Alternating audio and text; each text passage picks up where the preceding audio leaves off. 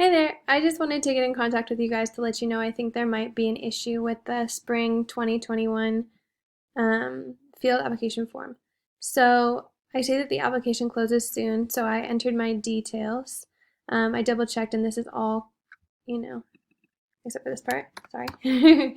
This is all correct information. And then, but still at the bottom, it tells me, no, you will not be able to submit this form unless you filled out all required fields. So the strange thing is when I go to submit my paperwork, for example, this early field experience, it allows me to attach, but then it attaches it to all of the different fields. And if I go to the next field and I delete it, I can, but then it deletes it from the first one. And if I try to add multiple, it seems like the system doesn't like that. So I go to attach again. I have that field experience. Okay, now I'm going to go and I'm going to try to attach, for example, my TB results.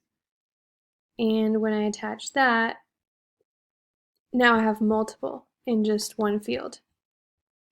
Um, and then let's say that I'm just adding these.